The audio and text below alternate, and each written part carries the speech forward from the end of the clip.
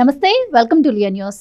విద్యాశాఖ మంత్రిగా నారా లోకేష్ విద్యార్థుల భవిష్యత్తు గురించి చేపడుతున్నటువంటి కార్యక్రమాలు, చేస్తున్న పనుల పట్ల తల్లిదండ్రుల నుంచి పాజిటివ్ రెస్పాన్స్ వస్తుంది. ఎప్పుడైతే ఈయన ఈ బాధ్యతలు చేపట్టారో అప్పుడు మెగా పేరెంట్స్ టీచర్స్ మీటింగ్ నిర్వహించడం మనందరికీ తెలుసు. అయితే తల్లిదండ్రుల నుంచి కూడా భారీగా స్పందన వచ్చింది. ఈ నేపథ్యంలోనే ఈసారి 2.0 PTM అని చెప్పి మరి కొత్తగా మళ్ళీ ఈ సంవత్సరం ఆయన కార్యక్రమాన్ని ప్రారంభించారు. కేవలం ప్రైవేటు పాఠశాలల్లోనే ఇలాంటి పేరెంట్స్ టీచర్స్ మీటింగ్స్ ఉండేవి. మరి ప్రభుత్వ పాఠశాలలో కూడా ఇలాంటివి ప్రవేశపెట్టడం ద్వారా ఇటు విద్యార్థుల్లో అటు తల్లిదండ్రుల్లో టీచర్స్లో కూడా ఒక రకమైన ఇన్స్పిరేషన్ ఉండే అవకాశం ఉంటుంది. అయితే ఈసారి గిన్నిస్ బుక్ ఆఫ్ రికార్డును కూడా సొంతం చేసుకోవాలని చెప్పి ఆయన తలచినట్టు తెలుస్తోంది. మరి మెగా పేరెంట్స్ టీచర్స్ మీటింగ్ ఏ విధంగా జరిగింది, తల్లిదండ్రుల రెస్పాన్స్ ఎలా ఉంది, అలాగే నారా లోకేష్ గారు విద్యాశాఖను సెలెక్ట్ చేసుకోవడానికి గల కారణాలు ఏంటి, ఇందులో ఆయన చేసినటువంటి ప్రణాళికలు ఏంటి అన్న విషయాలు తెలుసుకుందాం. మనతో పాటు ఉన్నారు సీనియర్ పొలిటికల్ అనలిస్ట్ అంకమరావు గారు. నమస్కారం సార్.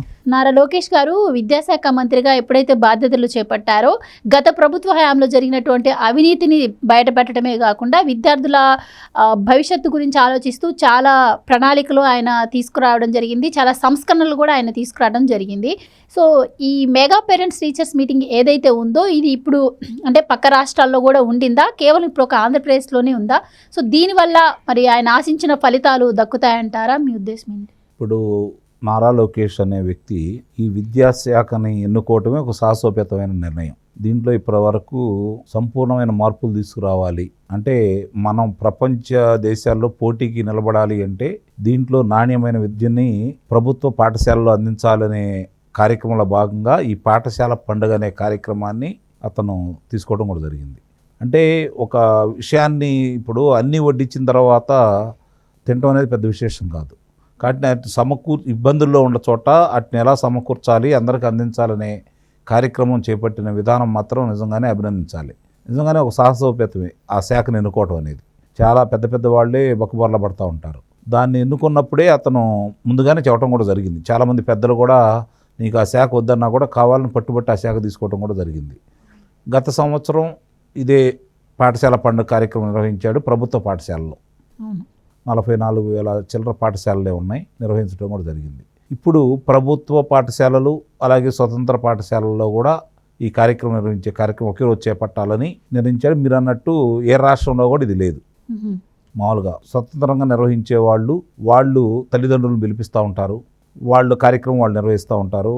కానీ ఇట్లా అన్ని పాఠశాలలో ఒకేసారి ఈ విధంగా నిర్వహించడం అనేది తల్లిదండ్రులు, పూర్వ విద్యార్థులు, ప్రజాప్రతినిధులు, మరి అధ్యాపకులు, మరి సిబ్బంది ఇంతమందితోటి నిర్వహించడం అంటే మామూలు విషయం కాదు. అది కూడా వాళ్ళ భాగస్వామ్యం. ఎందుకు వీళ్ళందరినీ దీంట్లో మమేకం చేస్తున్నాడు అంటే వాళ్ళ భాగస్వామ్యం కూడా కావాలి, ఇది విజయవంతం కావాలి అంటే. ఇంతకుముందు పరిస్థితి ఎలా ఉండేదంటే, గ్రామాల్లో చూసుకుంటా ఉంటే గ్రామంలో చాలామంది కూడా వ్యవసాయ ఆధారం మీద బతికేవాళ్ళు, వ్యవసాయం చేసేవాళ్ళు ఎక్కువ మంది. మరి వాళ్ళు ఏంటంటే పొద్దున్నే వ్యవసాయ పనులు వెళ్ళేటప్పుడు హడావుడిగా పిల్లలకి ఏదో వండి పెట్టి వాళ్ళకి మామూలుగా భోజనం కట్టేసి పంపిస్తూ ఉండేవాళ్ళు.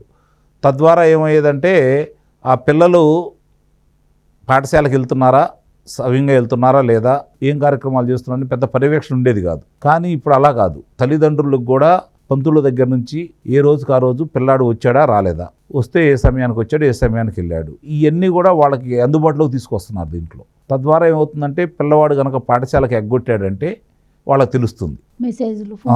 కాబట్టి వాళ్ళు తగు జాగ్రత్తలు తీసుకోవడానికి, అలాగే గ్రామస్తుల్ని ఎవరైతే ఈ ప్రజాప్రతినిధుల్ని ఎందుకు దీంట్లో భాగస్వాములు చేస్తున్నారు అంటే, ఏదో పిల్లవాళ్లే వాడి పని వాడు చేసుకుంటున్నాడు, ఈరోజు పాఠశాలకు వెళ్ళలేదు మనకెందుకులే అనుకోకుండా ఆ పిల్లవాడి భవిష్యత్తుని వీళ్ళు కూడా బాధ్యత తీసుకోవాలన్న ఉద్దేశంతో ఎక్కడన్నా అలాంటి ఆకతాయి పిల్లలు ఎవరైనా ఉండి పాఠశాలకు గనక వెళ్లకుండా ఉంటే వాళ్ళని వెంటనే గుర్తించేసి పాఠశాలకు తల్లిదండ్రులకు కబురు చేసే విధంగా ఈ ప్రజాప్రతినిధులు కూడా మమేకమైతే తప్ప, అంటే సమాజం కూడా దీంట్లో భాగస్వామ్యం అయితేనే అద్భుతమైన ఫలితాలు వస్తాయి. సరైన మార్గంలో విద్య ముందుకెళ్ళిద్ది, పిల్లలకు కూడా విద్య అభ్యసించడం జరిగిద్ది.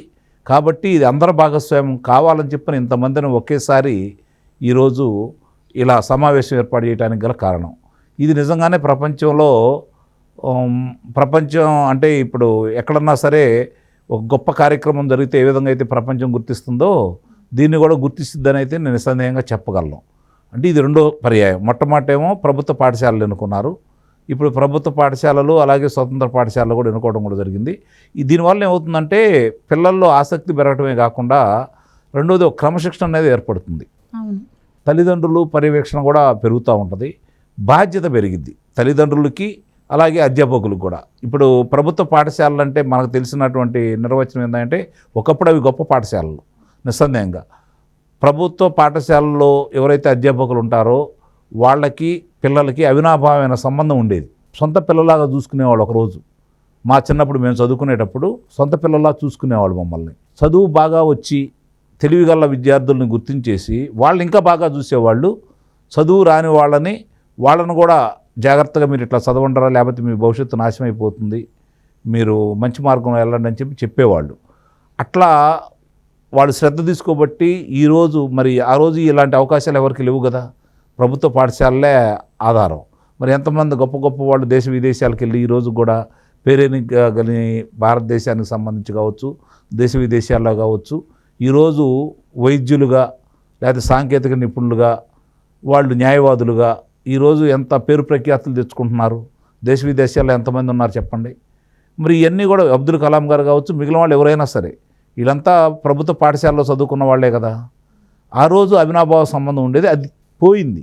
అది తల్లిదండ్రుల నిర్లక్ష్యం ఉంది, అధ్యాపకుల నిర్లక్ష్యం ఉంది, పిల్లల నిర్లక్ష్యం కూడా ఉంది. కాబట్టి మళ్ళీ దాన్ని పెంపొందించి విద్య ఆవశ్యకత దాన్ని ప్రజలకు అర్థమయ్యే రీతిలో చెప్తే తప్ప, వాళ్ళ తల్లిదండ్రులకు అర్థమయ్యే రీతిలో చెప్తే తప్ప, పిల్లలు ఏం చేస్తున్నారో వాళ్ళ సమక్షంలో పిల్లల చేత అధ్యాపకుల చేత చెప్పిస్తే తప్ప వాళ్ళకి ఆసక్తి పెరగదు, దీని మీద శ్రద్ధ పెట్టరన్న ఉద్దేశంతో ఈ కార్యక్రమం చేపట్టారు. నిజంగానే ఈరోజు విజయవంతం కావటం మనందరం అభినందించదగ్గ విషయం. పిల్లల భవిష్యత్తు సహజంగా మీరు గుర్తుపెట్టుకోండి, విద్య రానివాడు వింత పశువు అని చెప్పనే ఒక నానుడు ఉంది. అవును.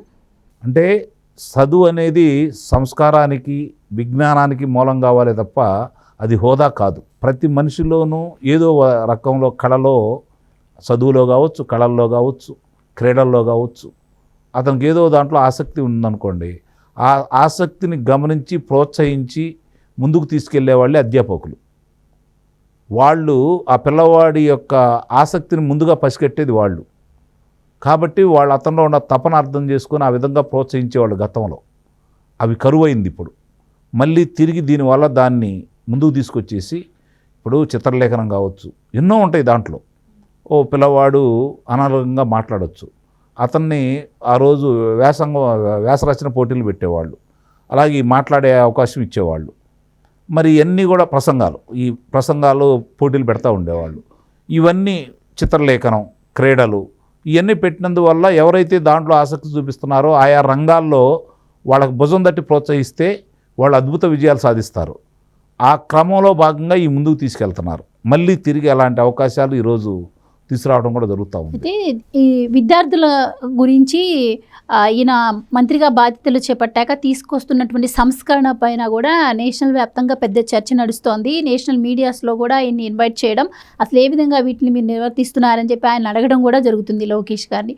అలాగే రాజకీయాలు పిల్లలకు దూరంగా ఉండాలి, రాజకీయ నాయకుల ఫోటోలు కూడా ఉండకూడదు అని చెప్పి అదొక పెద్ద గొప్ప డెసిషన్. ఆ తర్వాత చాగంటి కోటేశ్వరరావు గారిని కూడా పిల్లల్లో నైతిక విలువలు పెంపొందించేందుకు గాను సలహాదారుగా తీసుకోవడం జరుగుతోంది. సో ఏదో నేను కార్యక్రమానికి పిలుపునిచ్చాను అయిపోయింది అనుకోకుండా వాళ్ళని దగ్గరుండి దత్తత తీసుకోవడాలు, కుటుంబాలను దత్తత తీసుకోవడాలు, వాళ్ళకి ప్రోత్సాహకాలు అందించటాలు, ఆయన చేపడుతున్న ప్రతి కార్యక్రమం కూడా చాలా హైలైట్ అవుతున్న పరిస్థితి. సో ఎలా చూడొచ్చు అంటారు? మామూలుగా మేము ఎప్పుడు ఒక మాట అంటూ ఉంటాం, విద్య, వైద్యం, తాగునీరు, సాగునీరు, రహదారులు, విద్యా వైద్యాన్ని అందుబాటులో తీసుకురావాలి, ఉచితంగా అందించాలి ప్రజలకి. అప్పుడే వాళ్ళలో సమూలమైన మార్పు వస్తుంది అనేది మేము త్రికరణ శుద్ధిగా నమ్మాం. ఈరోజు ఆ దిశగా ఈ ప్రభుత్వం విద్యని అందుబాటులో తీసుకొస్తున్న విధానం చూస్తూ ఉంటే ఆ దిశగా అడుగులు వేస్తున్నట్టయితే నాకు అనిపిస్తూ ఉంది.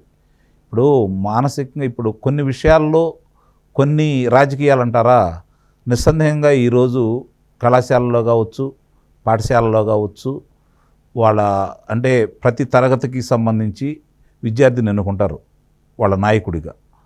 అవి ఆ రోజు నందమూరి తారక రామారావు గారు అలాంటివి వద్దని చెప్పి ఆపేయడం కూడా జరిగింది. తర్వాత దాన్ని మిగిలిన వాళ్ళు కొనసాగిస్తున్నారు.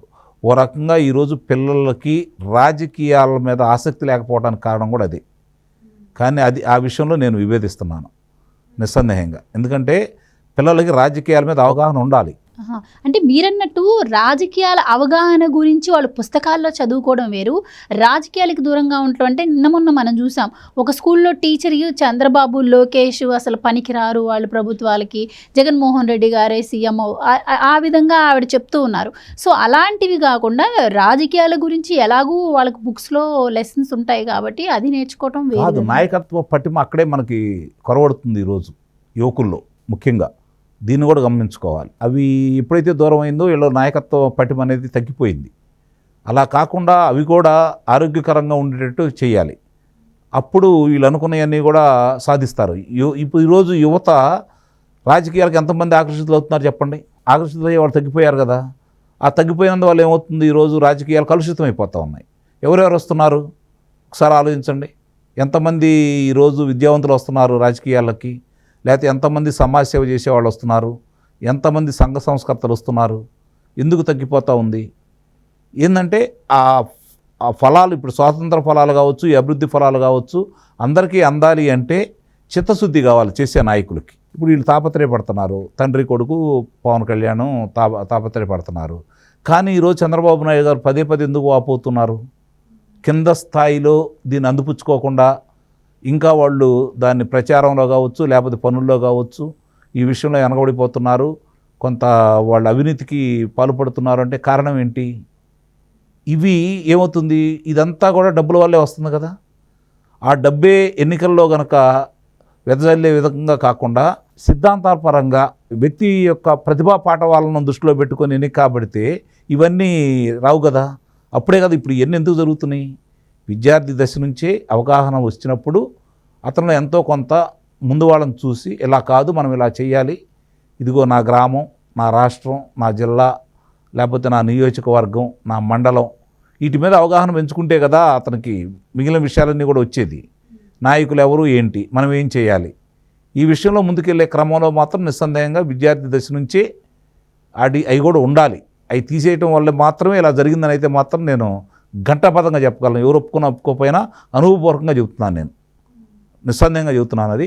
కాకపోతే మిగిలిన విషయాల్లో మాత్రం తండ్రి కొడుకులు చంద్రబాబు నాయుడు గారి గురించి చెప్పే పని ఉంది మనకి. దార్శనికుడు కాబట్టి ఆయన గురించి మనం పెద్దగా ఆయన పద్దాకులు పోడాల్సిన అవసరం అయితే లేదు. కానీ లోకేష్లో ఇంత ప్రతిభా పాఠవాలు ఉన్నాయని మాత్రం నిస్సందేహంగా ఇప్పుడు ఒక్కొక్క అంశాన్ని బయటకు తీసుకొస్తున్న తర్వాత అతని నాయకత్వ లక్షణాలు కూడా బయటకు వస్తూ ఉన్నాయి. ఎందుకంటే అన్నీ ఉన్నప్పుడు చేయటం వేరు.